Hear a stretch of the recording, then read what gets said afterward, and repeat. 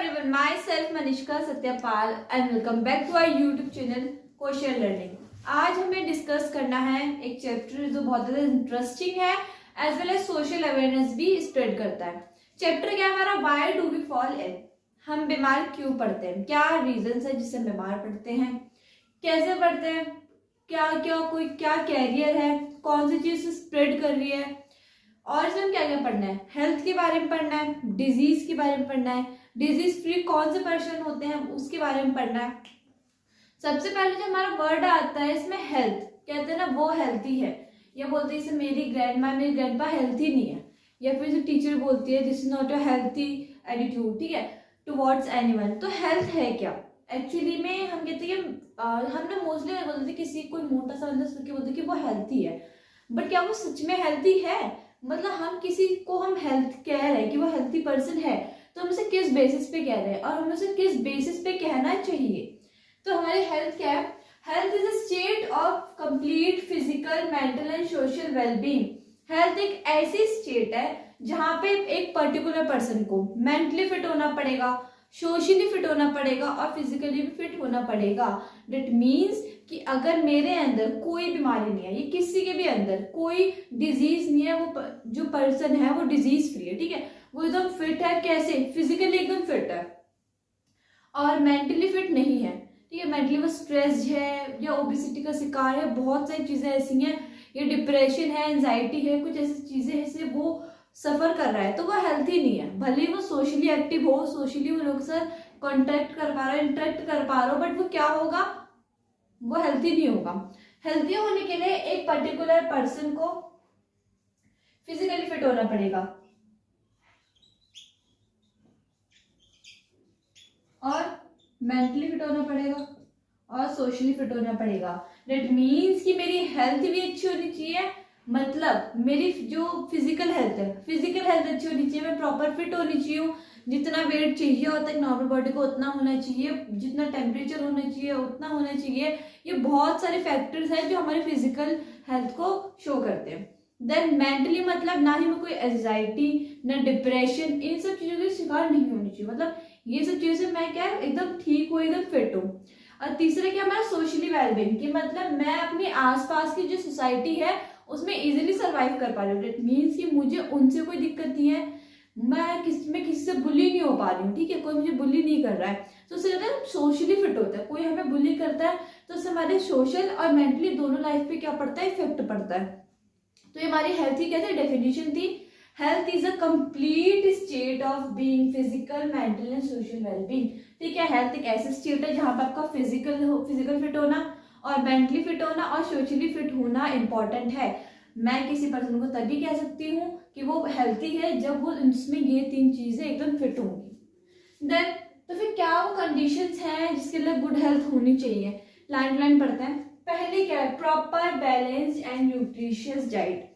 Proper balance और nutritious diet होनी चाहिए। बात करें हमारे बैलेंस डाइट में तो क्या क्या आता है? Carbohydrate, fats, protein, vitamin and minerals. जिसमें कार्बोहाइड्रेट, फैट्स और प्रोटीन सबसे ज्यादा इंपॉर्टेंट होते हैं। मैक्रो न्यूट्रिएंट्स होते हैं जो हमारी बॉडी को रिक्वायर्ड होते हैं।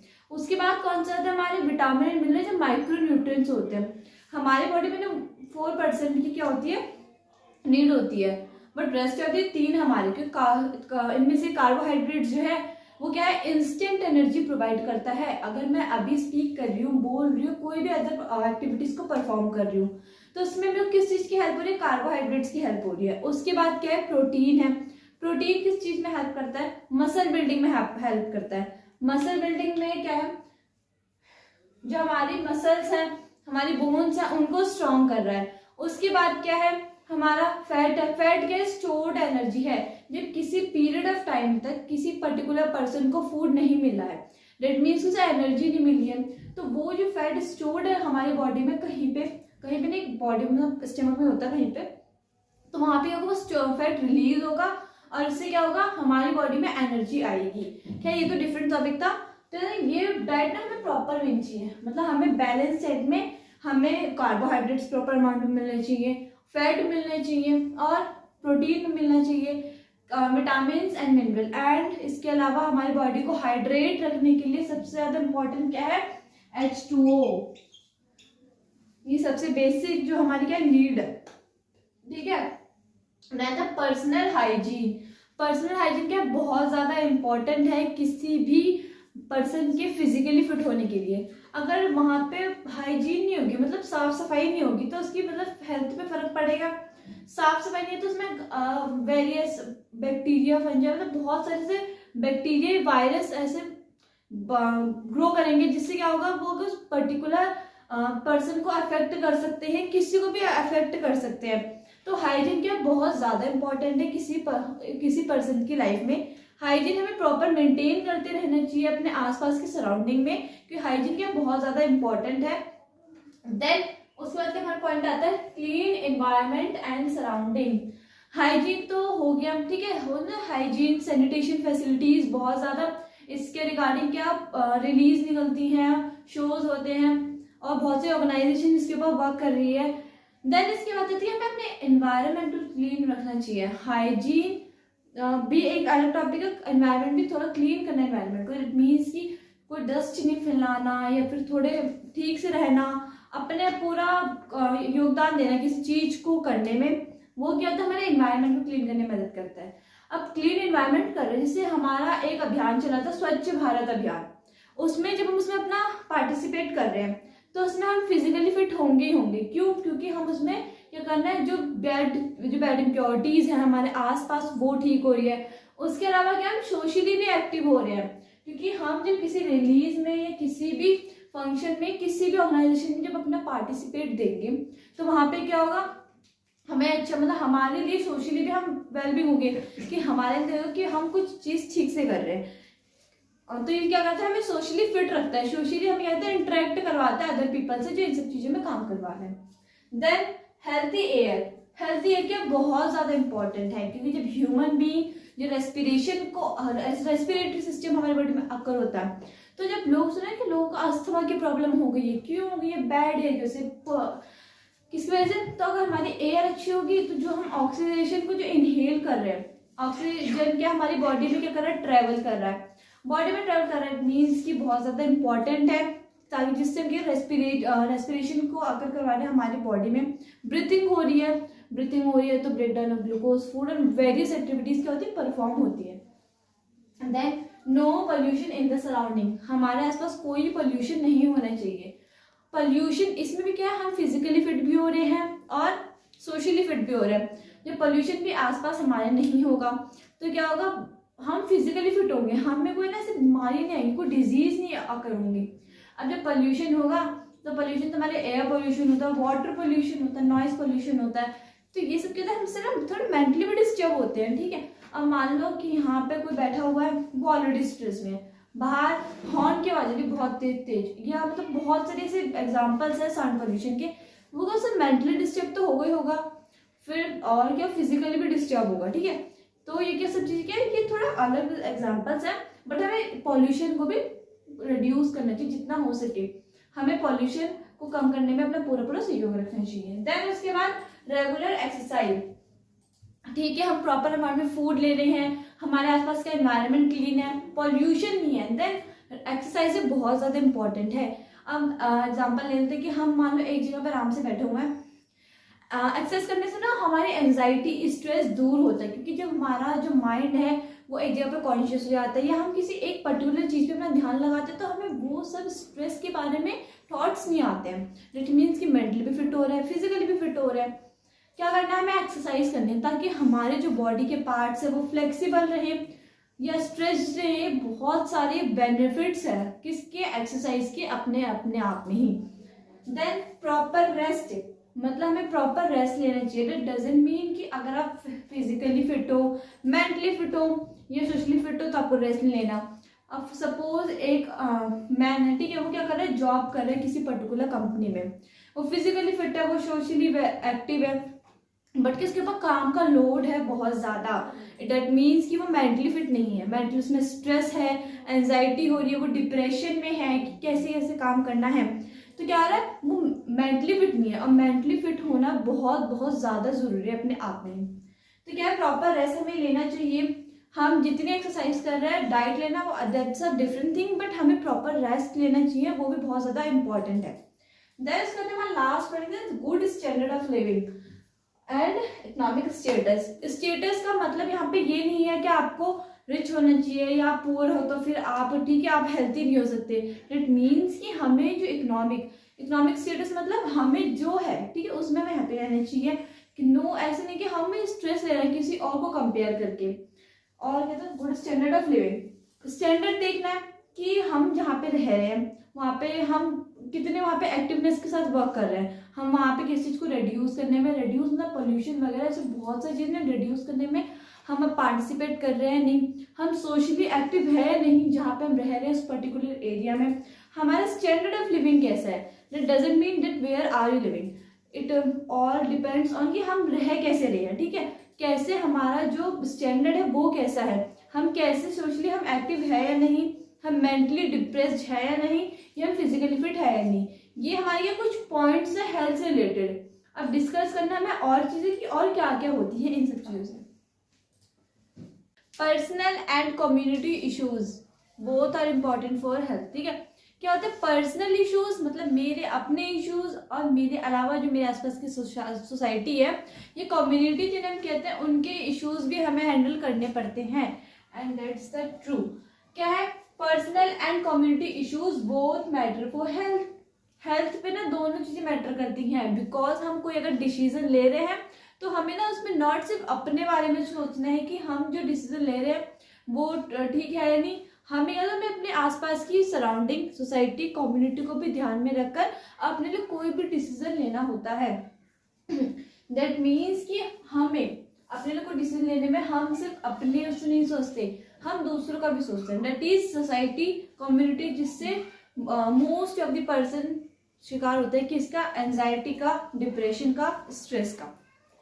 First point is the health of all organisms will depend on their surrounding और द एनवायरनमेंट। इट मीन्स कि जो हेल्थ होगी किसी भी पर्टिकुलर पर्सन की किस पे डिपेंड करेगी, उसके आसपास के एनवायरनमेंट पे और उसके आसपास के सराउंडिंग पे। इट मीन्स कि अगर मेरे आसपास का वातावरण अच्छा है तो जो मेरी हेल्थ होगी काफ़ी बेटर होगी, रेदर देन अगर मेरे आसपास का जो वातावरण खराब है तो मेरी हेल्थ उसमें ठीक नहीं होगी। भले ही मैं उसमें सोशली फिट हूँ, फिजिकली फिट हूँ, बट मैं मेंटली वहाँ पे सरवाइव नहीं कर पाऊंगी क्योंकि वहाँ पे जो मेरे जो थॉट्स हैं और जो सामने वाले पर्सन के थॉट्स हैं वो आपस में रिपेल ही करेंगे, अट्रैक्ट नहीं हो पाएंगे। इट मीन्स कि हम दोनों क्या दोनों हेल्थ पे।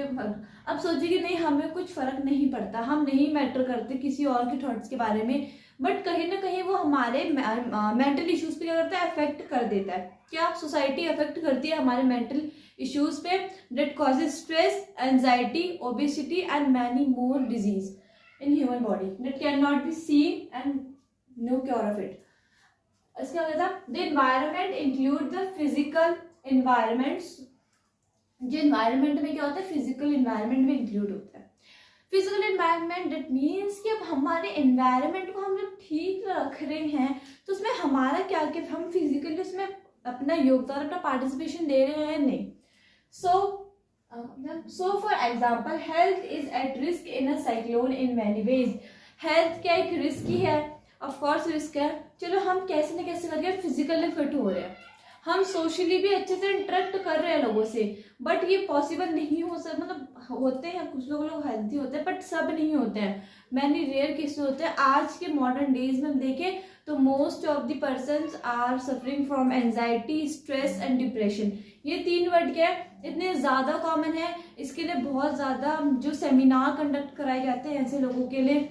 बहुत सारे टीचर्स आते हैं, ऐसे मेंटर आते हैं जो उन्हें बताते हैं कि क्या क्या चीज़ें ठीक है, क्या क्या चीज़ें अफेक्ट कर रही है उनकी लाइफ में, बट ये चीज़ कहीं ना कहीं उनकी मेंटल इश्यूज पे क्या कर रहा है, इफेक्ट कर रहे हैं।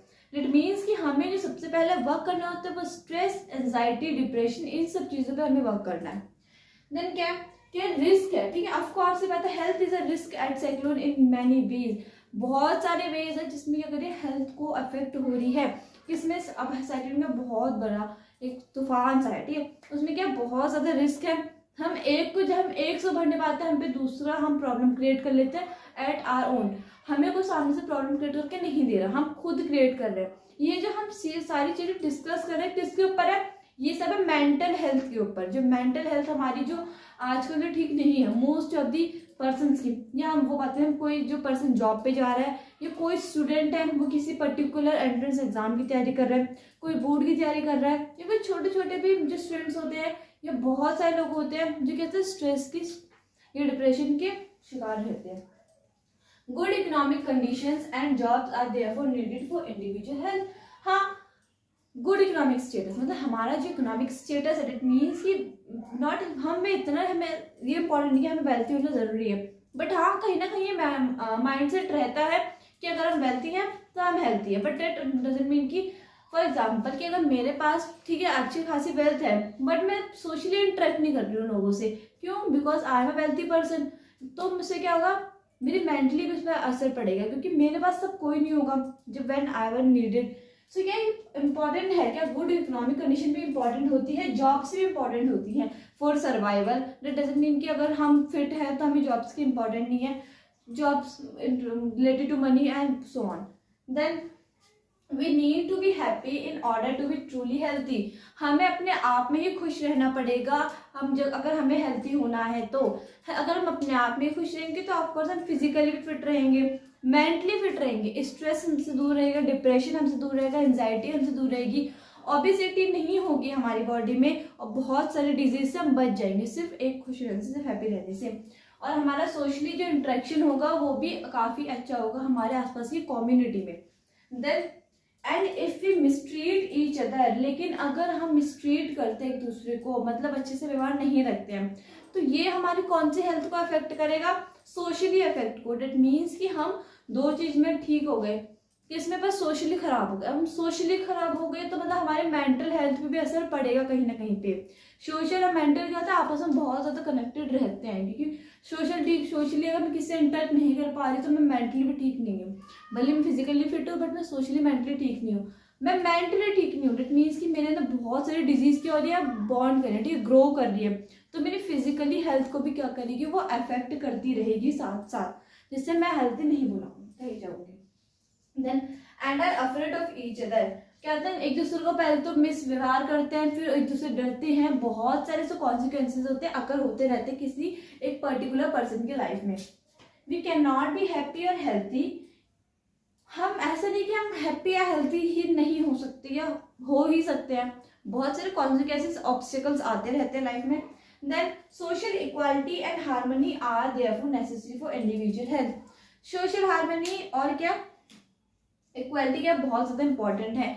अगर हम जिस सराउंडिंग में अभी हम प्रेजेंट है रह रहे हैं तो वहां पे क्या हमें इक्वालिटी भी एक दूसरे को देनी होगी, ठीक है। हम we can not discriminate anyone on basis of their caste, creed, their gender and etcetera, ठीक है। हम किसी को भी उसके जेंडर पे, उसके कास्ट पे, उसके बैकग्राउंड पे हम उसको डिस्क्रिमिनेट नहीं कर सकते। इससे उसकी मेंटली हेल्थ पे इफेक्ट पड़ता है, उसके सोशली इफेक्ट पे हेल्थ पड़ता है, सोशली हेल्थ पे बहुत ज़्यादा इफेक्ट पड़ता है।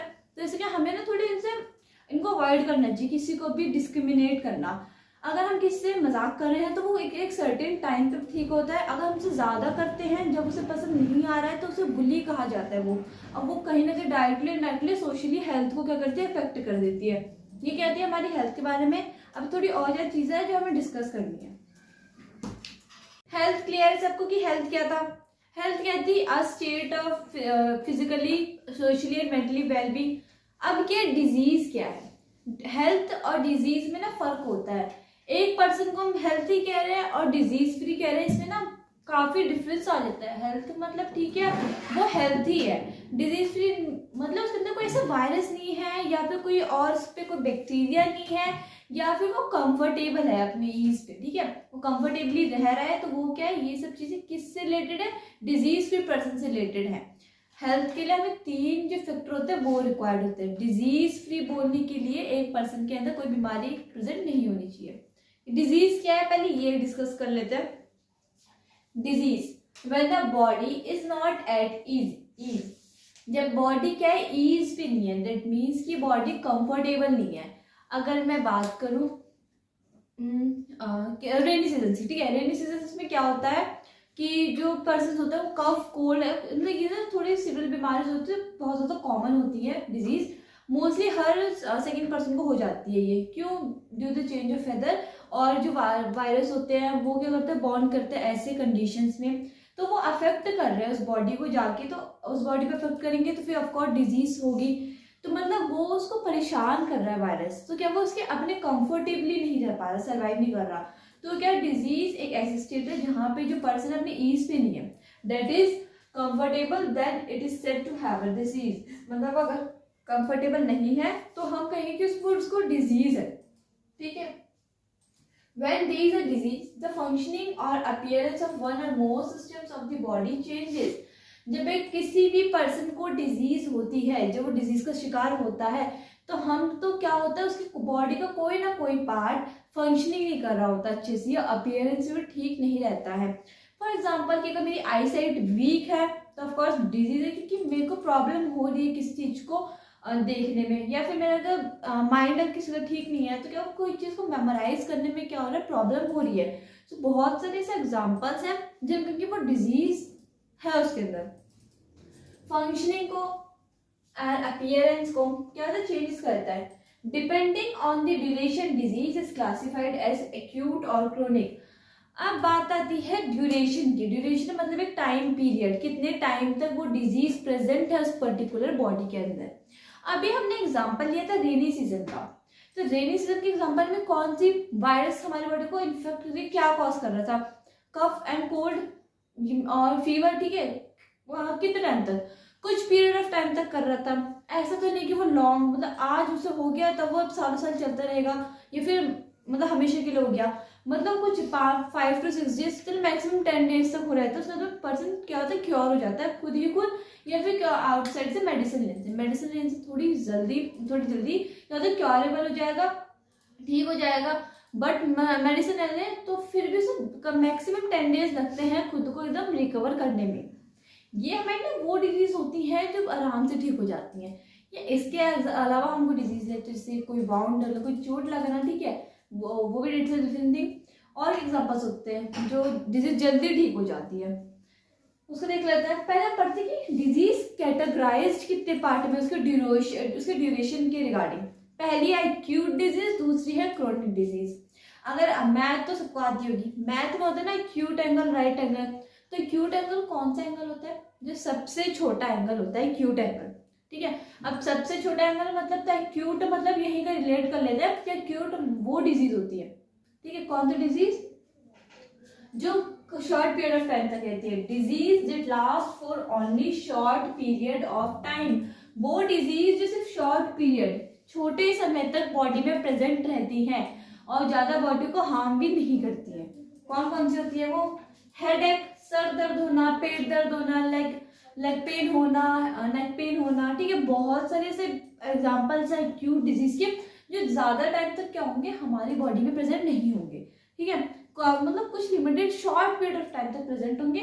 और ये वो बीमारियां भी होती है जिसके लिए हम लोग को स्पेसिफिक मेडिसिन लेने की भी इतनी नीड नहीं रहती। देन आती हमारी क्रोनिक डिजीज। क्रोनिक डिजीज एक तो लॉन्ग पीरियड ऑफ टाइम तक होती है, दूसरी कहती है डेडफुल होती है, ठीक है। तो डेडली डिजीज होती है। अब पर्सन जिसको ये चीज इन्फेक्ट कर रही है, कोई क्रोनिक डिजीज उस पे है, तो जब वो डेड मतलब वो डेड भी हो सकता है, ठीक है। It mean disease that last for long time are called chronic disease. वो डिजीज जो लंबे टाइम तक रहती है, कौन सी होती है, क्रोनिक डिजीज, ठीक है। Long period of time chronic disease, short period of time acute disease. Example लेते हैं इसका, कैंसर, ब्रेन ट्यूमर, ट्यूबरक्लोसिस और एलिफेंटिटिस। ये अभी बोलेंगे, ठीक है। स्टार्ट करते पहली वाली डिजीज से, ट्यूबरक्लोसिस, ठीक है। खांसी होती है ना, टर्म की जो लंग्स खराब हो जाते हैं, ट्यूबरक्लोसिस वेरी कॉमन, ठीक है। आजकल में बहुत ज्यादा कॉमन डिजीज है ये। कौन सी, ट्यूबरक्लोसिस। क्या पढ़ी, क्या है, क्रोनिक डिजीज है, ज्यादा बढ़ जाती है, बॉडी को अफेक्ट करती है ज्यादा, तो डेथ भी कॉज कर सकती है उस पर्टिकुलर पर्सन के अंदर और बहुत ज्यादा हार्म कर सकती है। अब एलिफेंटिटिस कौन सी बीमारी है, आपने कभी आसपास देखा होगा, ऑब्जर्व किया होगा, रियल लाइफ में तो कभी ऐसे सोशल मीडिया पे कि किसी पर्सन का ना लेग जो होता है काफी ज्यादा बड़ा होता है, मतलब उसके दूसरे लेग के मुकाबले काफी ज्यादा बड़ा होता है। मतलब इमेजिन हो सकते इतने बड़े बड़े पैर होते हैं। तो वो तो इस बीमारी की वजह से होते हैं, जिससे हम इस बीमारी का एक अलग नेम है, इसे हम फिलेरिस कहते हैं। कहते हैं एक्स्ट्रा पॉइंट हो गया, ठीक है। And etcetera are the disease that is chronic disease, मतलब जो छोटे टाइम तक हो रही है वो कौन सी हो गई हमारी एक्यूट डिजीज हो गई, जो लॉन्ग टाइम तक है वो कौन सी है हमारी क्रोनिक डिजीज है। ये हमारी डिजीज की बात होगी। अब इसके आगे देखते हैं और क्या क्या चीजें हैं। Distinctions between healthy and disease free, हमने डिजीज के बारे में पढ़ लिया, डिजीज क्या है, हेल्थ को हमने डिस्क्राइब कर लिया एकदम अच्छे से कि हेल्थ क्या है, हम किसको हेल्थी कह सकते हैं, किसको डिजीज है वो कह सकते हैं। अब बात आती है इन दोनों में डिफरेंस की कि डिजीज फ्री और हेल्थी पर्सन में क्या डिफरेंस है। जो हेल्थी है, a complete state of physical mental and social wellbeing, एक ऐसी स्टेट जहां पे फिजिकली फिट है, सोशली फिट है एंड मेंटली भी फिट है, मतलब ना कोई स्ट्रेस, ना कोई डिप्रेशन, ना कोई एंजाइटी, सामने वाले से मेरा इंटरेक्शन काफ़ी बढ़िया है और फिजिकली मैं भी एकदम फिट हूँ, जितना मेरा वेट होना चाहिए नॉर्मल बॉडी का उतना है, ब्लड प्रेशर नॉर्मल है, हार्ट रेट नॉर्मल है, सब कुछ नॉर्मल है, मतलब मैं क्या हूँ, हेल्थी पर्सन हूँ। देन उसके बाद it is determined by the individual as well as social and environmental factors. ये किस चीज पे डिवाइडेड, ये फिर हम डिस्क्राइब कर सकते हैं सिर्फ हम खुद पे, सोशली या फिर एक किसी इंडिविजुअल, मतलब बहुत सारे फैक्टर्स हम क्या कर सकते हैं, हेल्थ को डिस्क्राइब कर सकते हैं। बहुत सारे फैक्टर होते हैं, सोशली होता है, मेंटली होता है, फिजिकली होता है, एनवायरमेंटली होता है, सराउंडिंग होता है। अ healthy person will be free of disease, एक हेल्थी पर्सन क्या होगा, डिजीज फ्री होगा। एक हेल्थी पर्सन डिजीज फ्री होगा, दैट मीन्स कि अगर वो हेल्थी है तो ना हो सकता कोई स्ट्रेस है, ना उसको सोशली कुछ टॉर्चर हो रहा है, ना वो उस पर कोई फिजिकली फिट है, तो मतलब फिर वो डिजीज तो उसमें हुई ना। अगर वो डिजीज फ्री डिजीज होती है उसके अंदर तो फिर वो फिजिकली फिट नहीं होता। इट मीन्स कि जो पर्सन हेल्थी है वो डिजीज फ्री भी होगा ही होगा, ये भी चलो ठीक है। Next, a healthy person is energetic and capable of performing as needed. एक हेल्थी पर्सन क्या होता है, बहुत ज्यादा एनर्जेटिक होता है। क्यों? क्योंकि वो अपने तीनों फील्ड में क्या है, निपुण है, ठीक है। तीनों फील्ड में क्या है, एकदम प्रॉपर है, उसे पता है उसमें किस चीज में कहाँ पे कैसे एनर्जी यूज करनी है, क्योंकि उसमें इतनी एनर्जेटिक परफॉर्मेंस है। उसे अपनी एनर्जी कहीं पे बोलने में, मतलब वैसे बोलने वाली, कहीं बुली करने में या फिर कहीं स्ट्रेस लेने में, डिप्रेशन में, एंजाइटी में, बहुत सारी चीज़ में अपनी एनर्जी वेस्ट नहीं करनी पड़ रही, उसके पास स्टोर है, वो यूज कर रहा है कहाँ पे, उसके अपने बेनिफिट्स के लिए, वो क्या हेल्थी पर्सन है।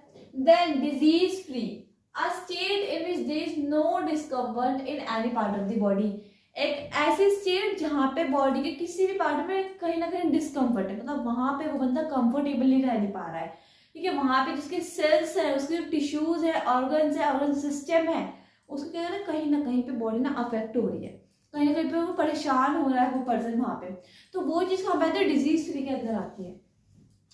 It is entirely up to the individual, ये सिर्फ एक इंडिविजुअल के ऊपर डिपेंड करती है, कोई सोशली, मेंटली, इन्वायरमेंटल फैक्टर्स में कोई इफेक्ट नहीं कर रहा है, सिर्फ सोशली नहीं, सॉरी, सिर्फ इंडिविजुअली, सिर्फ वो उसके पर्सन के ऊपर डिपेंड करेगा कि वो डिजीज फ्री है या नहीं, कोई और डिपेंड नहीं करेगा।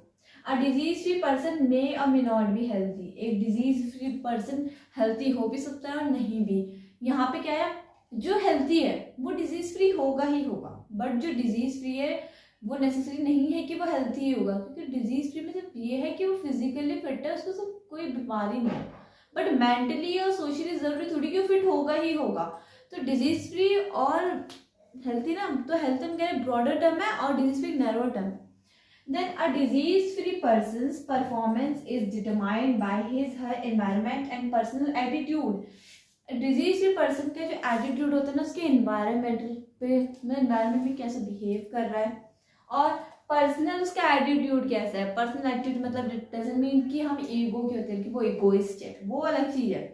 पर्सनल एटीट्यूड मतलब उसका बैठने का तरीका, उसके बात करने का तरीका, the way he talks, the way he talk on the thing, मतलब बहुत सी चीजें आती है ना कि वो किस तरह से सोच रहा है, बात कर रहा है, बोल रहा है, ये सब उसके एटीट्यूड के ऊपर डिपेंड करता है। तो ये सब चीजें क्या होती है, बताती हैं कि वो पर्सन डिजीज फ्री है या नहीं। सिर्फ इतने ही पॉइंट्स हमारे, ये क्या आप ले लेते हैं। हेल्थ के क्या था, एक ऐसा स्टेट जहाँ पे person social, mental and physically well being है। सेकेंड वन, वो उसकी इंडिविजुअल हेल्थ पे नहीं, सोशली भी डिपेंड करता है।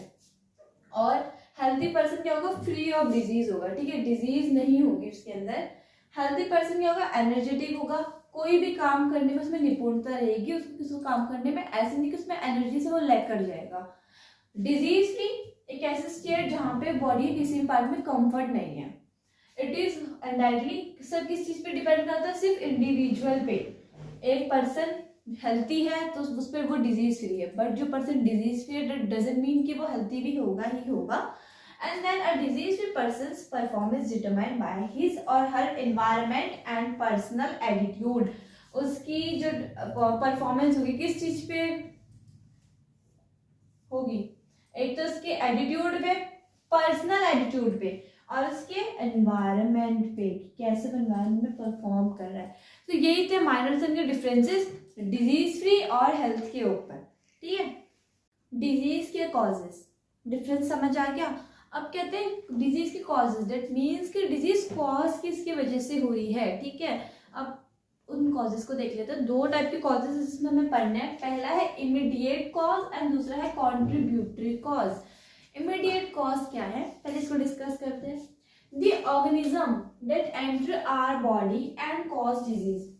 ये वो कॉजेज होते हैं जिसमें क्या, ऑर्गेनिज्म क्या है, हमारे माइक्रोब्स हमारी बॉडी में एंटर कर रहे हैं, देन डिजीज को क्या कर रहे हैं, डेवलप कर रहे हैं, फॉर्म कर रहे हैं हमारी बॉडी के अंदर। तो वो क्या है, हमारा इमीडिएट कॉज है। बट हम बात करें, एग्जांपल लेते हैं इस इमीडिएट कॉज की, तो क्या होगा, वायरस, बैक्टीरिया, प्रोटोजोन एक्सेट्रा। ये क्या एग्जांपल है इमीडिएट कॉज की।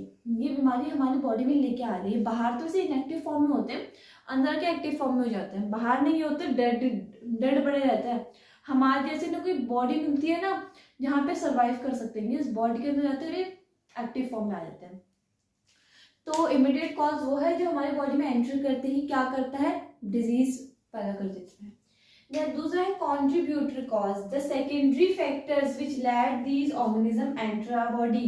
एक तो थे डायरेक्ट बॉडी में एंटर हो गए, एक ना सेकेंडरी कॉज है जिससे में ना एक सोर्स होता है हमारी बॉडी में आने का। वो क्या हो सकता है, कॉन्टामिनेटेड फूड, फूड पॉइजनिंग होती है जिससे, मतलब वो खाना जो खराब हो चुका है वो उसके ऊपर क्या है, मतलब वो जर्म्स माइक्रोब्स ने क्या जन्म ले लिया है जो हमारी बॉडी के लिए हार्मफुल है।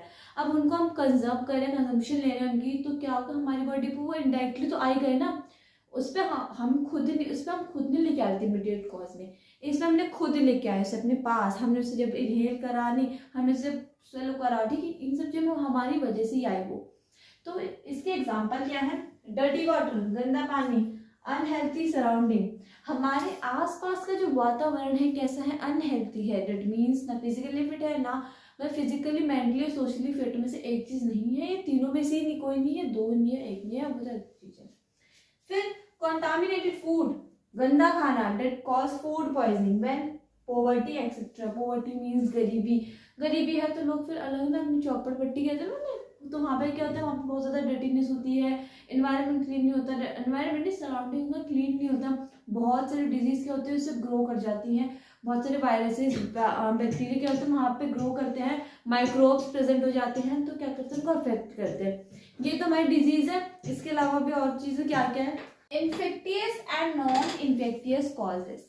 ठीक, पहला है इन्फेक्टियस कॉजेस, क्या है, disease where microbes are the immediate causes are called infectious disease। वो causes जहाँ पे जो क्या है immediate cause हो रहा है। अभी जब मैंने पढ़ा था immediate cause और contributory cause, तो जहाँ पे immediate cause अकर हो रहा है वो कौन सा है, वो infectious disease है। क्या है ये, the infection spreads from one person to another। it means कि एक पर्सन से दूसरे पर्सन पे फैलता है।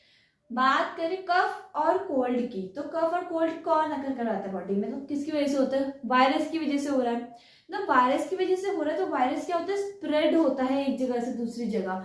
तो वायरस क्या है, इन्फेक्टियस डिजीज है, जो कैरियर है, ठीक है, वो एक जगह से दूसरी जगह क्या कर रहा है, स्प्रेड कर रहा है डिजीज को, क्या, from one person to another. For example malaria, cholera, food poisoning etcetera क्या होते हैं, इन्फेक्टियस डिजीज के एग्जाम्पल जो एक से दूसरे को फैलते हैं।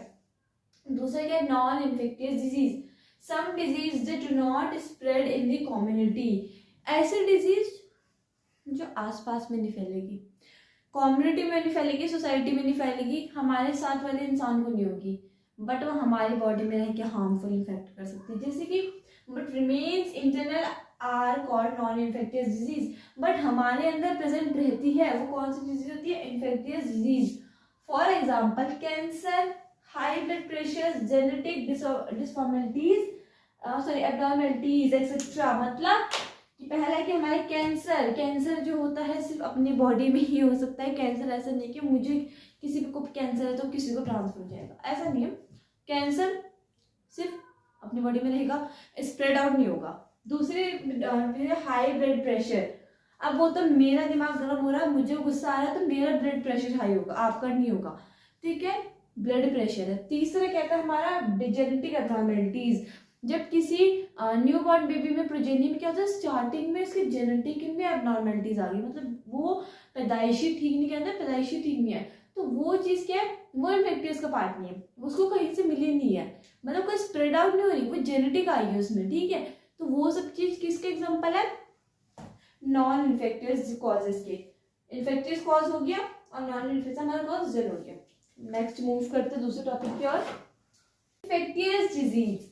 अभी हमने डिस्कस करें इन्फेक्टियस डिजीज क्या है, और इसके आगे when a disease causing organism enter our body it causes infection, जब कोई एक ऐसा ऑर्गेनिज्म या माइक्रो ऑर्गेनिज्म हमारी बॉडी के अंदर एंटर करता है जो क्या है, डिजीज कॉजिंग है, कोई भी डिजीज कॉज कर रहा है हमारी बॉडी में, and multiplies and grows in the body of host. तो उस होस्ट वो हम क्या, हम होस्ट है, हमारी बॉडी में कोई बैक्टीरिया नहीं, कोई ऑर्गेनिज्म आगे क्या कर रहा है, कोई डिजीज को अकर करवा रहा है, तो क्या करेगा वो मल्टीप्लाई होगा, ठीक है, रेप्लिक क्या होगा, मल्टीप्लाई होगा, डबलिंग करेगा वो, इट मल्टीप्लाइज एंड ग्रोज, उसकी क्या होगी, ग्रोथ होगी हमारी बॉडी में, क्योंकि हमारी बॉडी में आके वो अपने इनएक्टिव फॉर्म से एक्टिव फॉर्म में आ जाता है, ठीक है। देन उसके बाद कुछ कॉजेज है इन्फेक्शन के और उनकी डिजीज क्या है, मतलब क्या कॉजेज है, किनकी वजह से हो रहे हैं और हो क्या रहा है। बैक्टीरिया से कुछ डिजीज क्या होती है, ट्यूबरक्लोसिस, ठीक है, most dreadful disease and most common disease nowadays tuberculosis है। और टिटनस से कहते हैं टिटनस का इंजेक्शन लगवा लीजिए। और क्या, टाइफाइड है। और वायरस के एग्जांपल है तो एड्स की फुल फॉर्म क्या होती है, acquired immunodeficiency syndrome.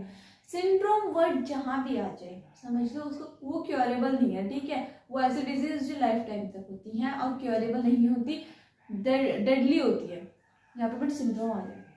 Polio, chicken pox और रेबीज। रेबीज क्या होता है, मोस्टली जानवर काटने से होते हैं, कहते हैं रेबीज हो जाएंगे, इंजेक्शन लगवा लो। तो ये किसकी वजह से होते हैं, वायरसेस की वजह से होते हैं। वायरसेस के एग्जांपल क्या थे, एड्स किसकी वजह से कॉज होता है, HIV वायरस की वजह से कॉज होता है।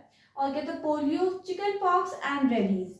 उसके बाद जो हमारा तीसरा है फंजाई। फंजाई कहाँ प्रेजेंट होता है, एग्जाम्पल ले लेते हैं, घर में ब्रेड पड़ी है बहुत दिनों से खराब बाहर पड़ी है, सड़ रही है, तो उसके ऊपर ना छोटे छोटे वाइट ना आ जाएंगे, डर्टी पार्टिकल्स आ जाएंगे, वो क्या है, fungi. Skin disease, food poisoning, क्या क्या होता है, स्किन की डिजीज होती है, स्किन में रैशेज होना, रेडनेस आ जाना, बहुत सारी डिजीज। और क्या होगा, फूड पॉइजनिंग में हो जाएंगे, खाने को खराब करेंगे, इस हमारे में फूड पॉइजनिंग होगी, खाना खराब होगा तो खाना सड़ेगा गलेगा तो हमें इससे प्रॉब्लम होगी, हमारी बॉडी में होगा फूड पॉइजनिंग हो जाएगी।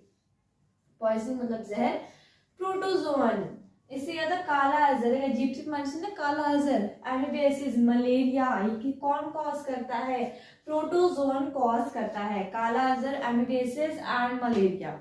जो हमारा लास्ट है वो है वॉर्म, क्या है, फिलेरिसिस। फिलेरिसिस कौन कॉज कर रहा है, वॉर्म कॉज कर रहा है। फिलेरिसिस अभी थोड़ी देर पहले बताया था, जिसमें पैर काफी बड़े बड़े हो जाते हैं, साइज में काफी बड़े हो जाते हैं कंपेयर करेंगे दूसरे पैर से, मतलब उसके डबल के डबल हो जाते हैं वाले पैर। ये कौन सा फिलेरिसिस है जो कॉज करता है वॉर्म। इसमें इतना ही, आगे और देखते हैं। इन्फेक्टिव डिजीज स्प्रेड्स थ्रू, अभी तक हमने डिस्कस करा था कॉज किसकी वजह से होती है, अब देखने की स्प्रेड किसकी, मतलब किस कौन से मीडियम में जिसकी वजह से स्प्रेड हो रही है, एक बॉडी से अनदर बॉडी या फिर एक बॉडी तक। एयर, सबसे पहला जो सबसे फास्ट मीडियम है या फिर जो सबसे पहला मीडियम है एयर है। एयर में क्या है, एयर में कोई सा भी वायरस बैक्टीरिया कुछ भी क्या होता है प्रेजेंट होता है जो किसी भी ह्यूमन बॉडी के अंदर जाके इन्फेक्ट कर सकता है। Causes airborne disease due to bacteria virus, example common cold, influenza, measles, tuberculosis. क्या है, ये सबसे कॉमन बीमारी के नेम है। सबसे कॉमन क्या है, जो कॉमन कोल्ड होता है, क्या होता है कि एयर में क्या होता है वायरस प्रेजेंट होते हैं जो क्या करते हैं बॉडी को जाके हार्म कर देते हैं। तो सबसे पहला जो हमारा क्या है इन्फेक्शन जो मीडियम है वो क्या है, एयर है। एयरबॉर्न डिजीज क्या क्या होती हैं, पहली है कॉमन कोल्ड, देन है इन्फ्लुएंजा, देन मीज है एंड देन ट्यूबरक्लोसिस है। क्या कौन कौन सी बीमारी है क्या क्या, इससे पहले हम डिस्कस कर चुके हैं इनके बारे में। देन आती है हमारी फूड एंड वाटर। बहुत सारी हमने सुना ना कॉन्टामिनेटेड वाटर है, मतलब गंदा पानी है, कॉन्टामिनेटेड फूड है, गंदा खाना जिसकी गंदा फूड पॉइजनिंग होती है। पानी बेकार है तो मतलब फिर अंदर जो केमिकल, जो हमारी बॉडी का मोर देन हाफ जो एरिया है वाटर से कवर्ड आउट है।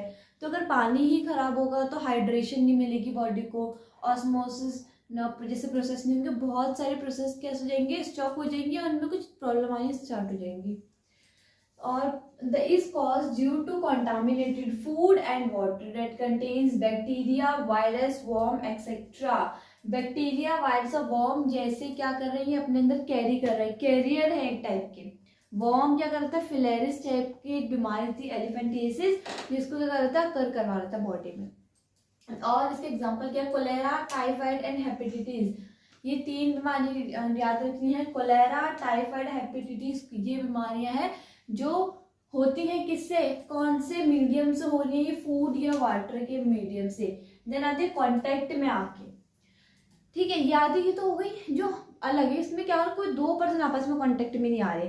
अब कॉन्टेक्ट में आके क्या है, ये many disease spread by contact of infected person with the healthy person.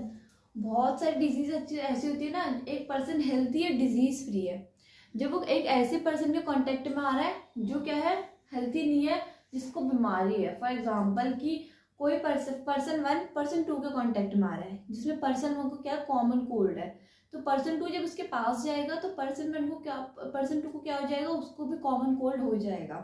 तो क्या कर रहा है, ये कांटेक्ट में आने से क्या हो रहा है, ये चीजें क्या हो रही है आपस में वो हो रही है, फैल रही है। या हम सेक्सुअली कांटेक्ट के बारे में बात करें तो उसमें सबसे कॉमन जो हमारी डिजीज है वो है एड्स, एक्वायर्ड इम्यूनोडेफिशिएंसी सिंड्रोम। वो सिंड्रोम जो क्योरेबल नहीं है, ठीक नहीं हो सकते कभी भी। कौन कॉज करता है, एचआईवी वायरस कॉज करता है।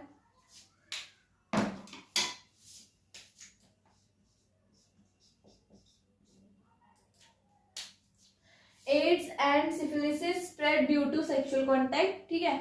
देन बॉडी फ्लूइड्स, बॉडी में क्या फ्लो कर रहा है, फ्लो वो चीज कर रही है जो हमारी बॉडी में प्रेजेंट है, वाटर फ्लो कर रहा है। उसके अलावा फ्लूइड, हमारी बॉडी का फ्लूइड हम किसे कहते हैं, ब्लड को कहते हैं, सीमन फ्लूइड होता है। और क्या होता है, मदर मिल्क होता है, ठीक है। ये सब चीजें क्या है, अगर मदर के अंदर, मदर कैरियर है किसी डिजीज की, क्या है, मदर अगर इन्फेक्टेड है और कैरियर है तो ऑफकोर्स उसके जो ब्रेस्ट मिल्क में जाके जो उस बच्चे को भी क्या होगा, न्यूट्रिशन मिलेगा नहीं मिलेगा, बट वो बीमारी उस बच्चे में चली जाएगी। और क्या एग्जांपल है इसके, ब्लड में बीमारी होना। फॉर एग्जांपल कि किसी पर्सन के ब्लड में क्या है, कोई डिजीज प्रेजेंट है, उसको हमने किसी चीज का इंजेक्शन दिया, अब वही इंजेक्शन हम किसी और इन्फेक्टेड पर्सन की बॉडी में अप्लाई कर रहे हैं, तो वो डिजीज क्या होगी, ट्रांसफर हो जाएगी उस इंजेक्शन के थ्रू। या फिर उसके अलावा हम कहीं से ब्लड ले रहे हैं, ठीक है, किसी पर्सन को ब्लड की नीड है तो वो ब्लड लेगा डोनेट ब्लड बैंक से, तो मान लो उस ब्लड में क्या किसी न किसी टाइप का इन्फेक्शियस वायरस बैक्टीरिया प्रेजेंट है, कोई भी डिजीज प्रेजेंट है, तो वो उस पर्सन को हो जाएगी। या फिर सेक्सुअल कांटेक्ट में आके जो सीमन होता है वो अगर उसमें कोई डिजीज प्रेजेंट है तो उससे भी क्या होता है, डिजीज से इफेक्ट हो जाती है बॉडी। जैसे इसका जो मोस्ट कॉमन एग्जांपल है एड्स, एक्वायर्ड इम्यूनोडेफिशिएंसी सिंड्रोम। यही तक था हमारे कहा अफेक्टिव स्प्रेड के बारे में, मीडियम के बारे में।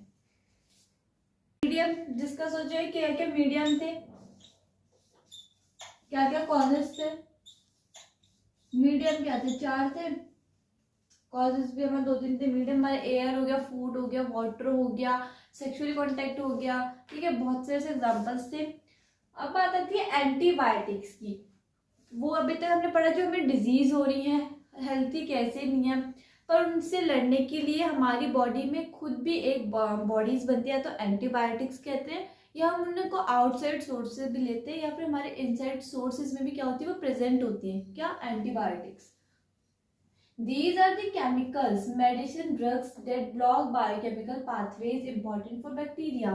ये क्या करती हैं, बैक्टीरिया का जो मीडियम है, बैक्टीरिया किसी मीडियम से मेरी बॉडी के अंदर तो आ गया, बट उसका जो बायोकेमिकल जो पाथवे होगा, मतलब जिस पाथ से उसे बॉडी के अंदर जाके बॉडी को अफेक्ट करना है, वो पाथ क्या करती है, ब्लॉक कर देती है। कौन, ये मेडिसिन, ड्रग कह ले, ये किसके बनते हैं, केमिकल्स कंपोज होती है, कंपोज ऑफ केमिकल्स। एग्जाम्पल क्या, इसमें मेडिसिन है, ड्रग्स है, और भी जड़ी बूटियां भी होती हैं, खैर वो अलग चीज़ है, अभी तो यहाँ पे सिर्फ केमिकल से रिलेटेड पढ़ना है।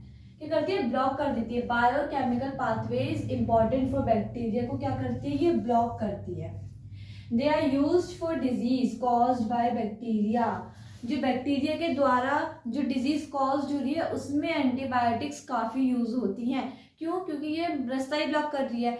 जब कोई पाथ ही नहीं बचेगा उस बैक्टीरिया का अंदर आने के लिए, तो बैक्टीरिया क्या होगा, कुछ टाइम तक ही सर्वाइव कर पाएगा, क्योंकि इनकी जो लाइफ स्पेन होती है बहुत ही ज़्यादा लो होती है as compare to other micro organism या कुछ भी जैसे ह्यूमन बींग्स ही, तो वो वहीं पे डेड हो जाएगा। देन उसके बाद है इन्फ्लामेशन।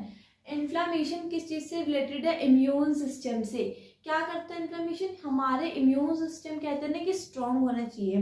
बीच में जब कोरोना वायरस आया था तो उसमें क्या था कि सब कहते हैं कि इम्यूनिटी को स्ट्रांग करना है। क्यों, क्योंकि अगर हमारी इम्यूनिटी जो स्ट्रांग रहेगी तो अदर फॉरेन पार्टिकल्स क्या होंगे, हमारी बॉडी में एंट्री तो ले पाएंगे, बट क्या होंगे, ज़्यादा देर तक सर्वाइव नहीं कर पाएंगे और ज़्यादा हमें हार्म भी नहीं कर पाएंगे। फॉरेन पार्टिकल्स मतलब वो पार्टिकल्स जो हमारी बॉडी के लिए क्या है, ठीक नहीं है, अफेक्ट कर सकते हैं हमारी बॉडी को, और हमारी बॉडी में ना उनकी कोई स्पेशल रिक्वायरमेंट है। Inflammation, when an active immune system releases many cells to the affected tissue to kill off the disease causing microbes। जब हमारे इम्यून सिस्टम एक्टिव होता है तो क्या करता है, वो कुछ ऐसी चीज़ें रिलीज करती हैं सेल से उस वाले पार्ट में जहाँ पे क्या होते हैं, घाव होते हैं या फिर ऐसे माइक्रोब्स प्रेजेंट होते हैं जो वहाँ पे क्या कर रहे हैं, उन्हें अफेक्ट कर रहे हैं, वहाँ पे करेंगे रिलीज करेंगी। तो क्यों, इसलिए उन डिजीज को किल करने के लिए उसे क्या कहते हैं, इन्फ्लामेशन कहते हैं। Local affects caused on body due to inflammation are swelling, pain, fever and redness. जो इसके जो इफेक्ट हो सकते हैं, कॉज हो सकते हैं, क्या क्या हो सकते हैं, स्वेलिंग आना, डेट इज सूजन आना, कहीं भी सूजन आ जाती है, या फिर पेन, दर्द होता है, फीवर, बुखार। जो फीवर है बहुत ज़्यादा मोस्ट कॉमन है कि कुछ भी चीज़ होती है तो कहीं पे भी हल्की सी भी उसका इफेक्ट उल्टा पड़ जाता है तो हम पे फीवर आने के चांसेस बढ़ जाते हैं। और क्या, एंड रेडनेस, जो होता है ना कि रेडनेस मतलब रेडिश सा पड़ जाता है वाला जो पोर्शन है, एरिया है, क्योंकि इनका इन्फ्लेमेशन का इफेक्ट गलत पड़ जाए। तो यही हमारे कहते हैं इन्फ्लेमेशन और एंटीबायोटिक्स से दोनों हम माइक्रोब्स के खिलाफ यूज कर रहे हैं, ठीक है, ये दोनों चीजें। ऑर्गन स्पेसिफिक मैनिफेस्टेशन, कि जब ऑर्गन जो स्पेसिफिक जो उनके रिजल्ट आते हैं वो क्या क्या होते हैं, क्या क्या उनके फंक्शंस रहते हैं वर्क करने में, किस एफिशिएंसी से वो वर्क करते हैं। तो पहले कहते हैं micro organism that enter the body travel to a specific organ and multiply there. जब एक माइक्रो ऑर्गेनिज्म किसी बॉडी के अंदर क्या आ रहा है तो उसके अंदर वो किसी पर्टिकुलर पार्ट में जाता है। क्यों, क्योंकि उसकी जो मेन जो वो डिजीज कॉज कर रहा है वो किसी पर्टिकुलर पार्ट में जाके ही तो करेगा। मान लो से लंग्स है, उसे लंग्स को अफेक्ट करना है तो वो लंग्स में तो जाएगा, ऐसा है नहीं कि वो हार्ट में चल जाएगा। तो क्या ये जो होते हैं माइक्रोब्स होते हैं, माइक्रोब्स ना अपने एक स्पेसिफिक ऑर्गन में जाते हैं और क्या करते हैं, वहां पे आके मल्टीप्लाई करते हैं, रेप्लिकेट करते हैं, मल्टीप्लाई करते हैं। Different microbes house in different parts of the body. हर एक मतलब डिफरेंट माइक्रोब्स जो उनके जहाँ जहाँ पे वो अफेक्ट कर सकते हैं वो उसी बॉडी पार्ट में जाके क्या करेंगे, सर्वाइव करेंगे, लीव करेंगे। इट मीन्स कि अगर कोई माइक्रो ऑर्गेनिज्म है जो किस चीज को अफेक्ट कर रहा है, मेरी लार्ज इंटेस्टाइन को अफेक्ट कर रहा है, तो उसको एक पाथ में लार्ज इंटेस्टाइन की तरफ बनाना होगा। वो हार्ट की तरफ की लंग से लीवर की तरफ जाके उसको कोई फायदा नहीं होगा। अगर वो एक ऐसा माइक्रो ऑर्गेनिज्म है जो सिर्फ हार्ट को ही अफेक्ट कर सकता है, तो वो मेरी बॉडी में किसी भी पार्ट में हो एक्सेप्ट हार्ट, तो वो उस जगह को अफेक्ट नहीं कर पाएगा। देन फॉर इंस्टेंस, मतलब for example, mycobacteria tuberculosis is the bacteria that cause tuberculosis. Mycobacterium tuberculosis, कौन सा बैक्टीरिया, ये साइंटिफिक नेम है बैक्टीरिया का, क्या नाम है, Mycobacterium tuberculosis.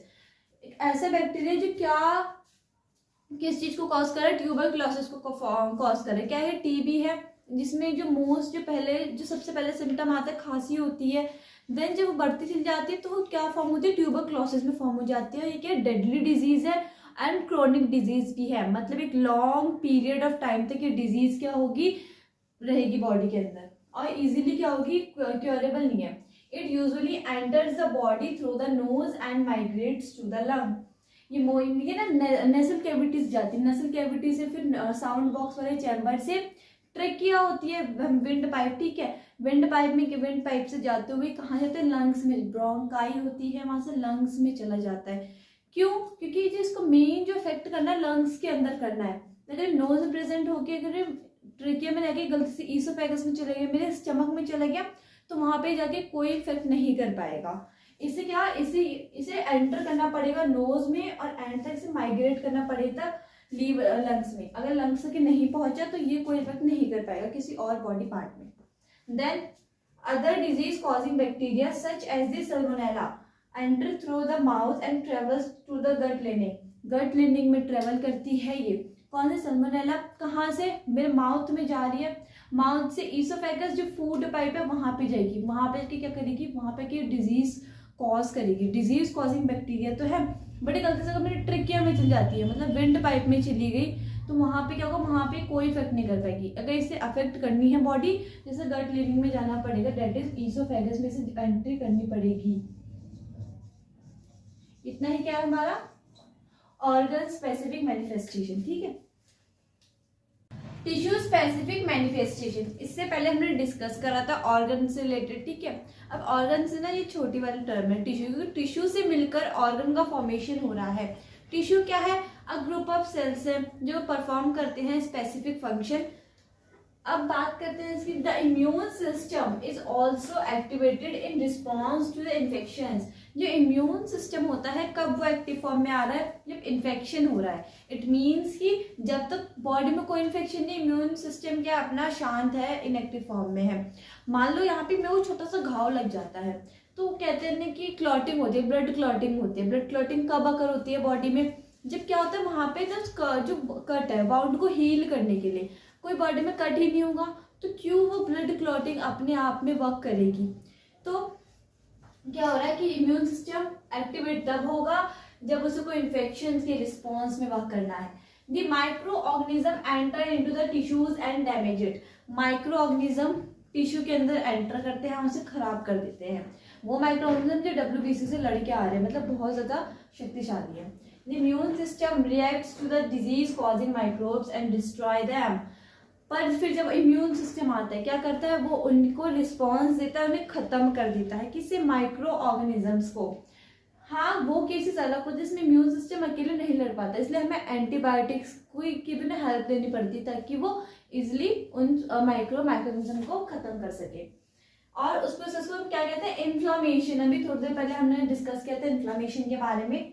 Then severity of disease manifestations depend upon the number of microbes in the body. मतलब जो डिजीज की सीवियरिटी, सेवरल डिजीज में जितनी डिजीज होंगी किस पे डिपेंड करेंगी, कितने नंबर ऑफ माइक्रोब्स प्रेजेंट है इन दैट पर्टिकुलर बॉडी, उस बॉडी में कितने माइक्रोब्स प्रेजेंट है।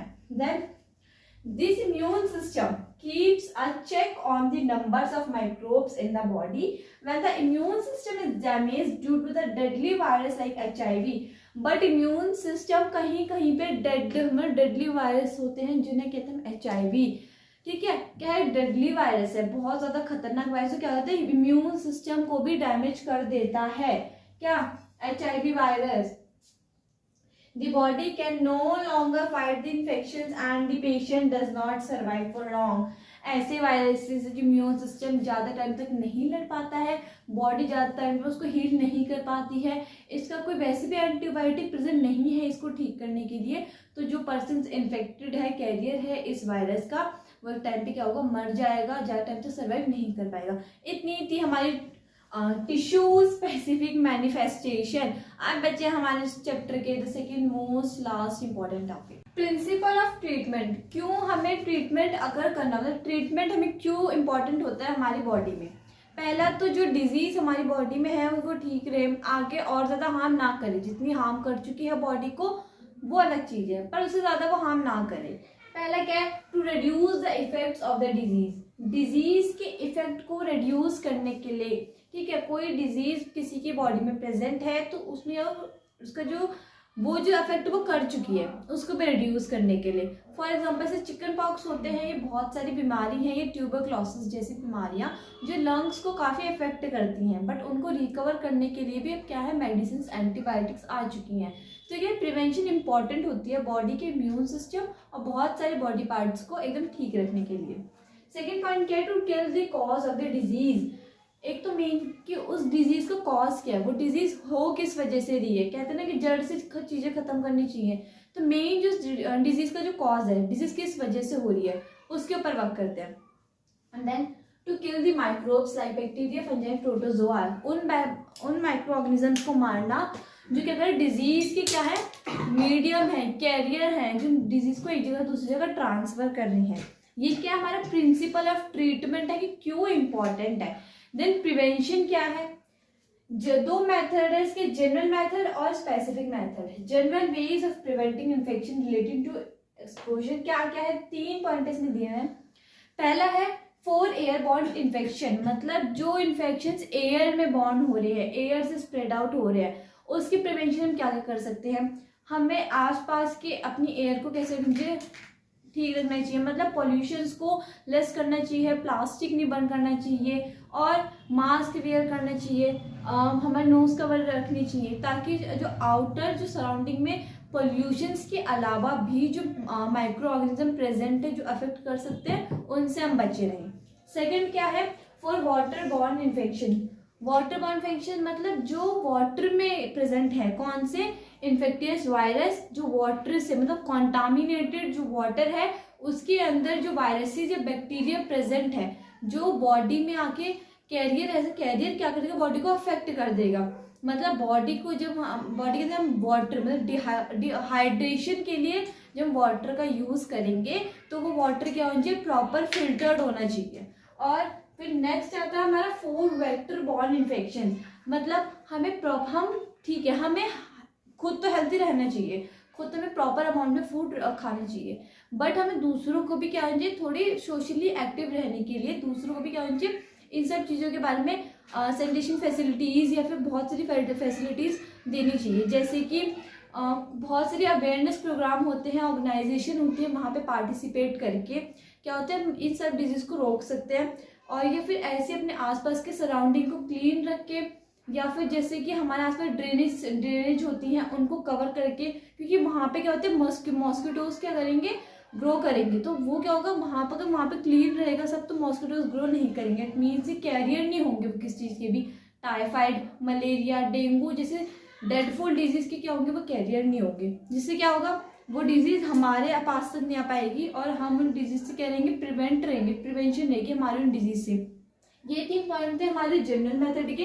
देन स्पेसिफिक मेथड का क्या है, बाय गिविंग वैक्सीन्स। अभी कोविड-19 में वैक्सीनेशन दी थी, ठीक है, 2-3 टाइप की वैक्सीन्स आई थी, जिससे क्या वो हम लोगों को दी थी, कम से कम 1 से 2 डोज में वैक्सीनेशन हर एक उसको दी थी, एज वाइज दी थी, ठीक है। इसमें जैसे एज भी रिलेट करती है, क्योंकि जो डोज जो एंटीबायोटिक आपको मिल रही है वो एज के अकॉर्डिंग होनी चाहिए, क्योंकि जो बॉडी के जो सेल्स होते हैं और जो अदर पार्ट्स होते हैं उनको क्या होना चाहिए, कंफर्टेबली उन पर एंटीबायोटिक वर्क करनी चाहिए। क्योंकि अगर कोई बच्चा 5 साल का है और उसको 12-13 साल के बच्चे की एंटीबायोटिक लगती है तो वो उस पर जाके कुछ अच्छा असर नहीं करेगा, अफेक्ट ही करेगा उसकी बॉडी को।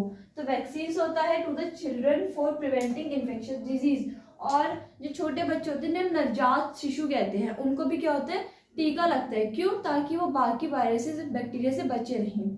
यहाँ पर होता है आपका chapter finish. Thank you. Like and subscribe our channel.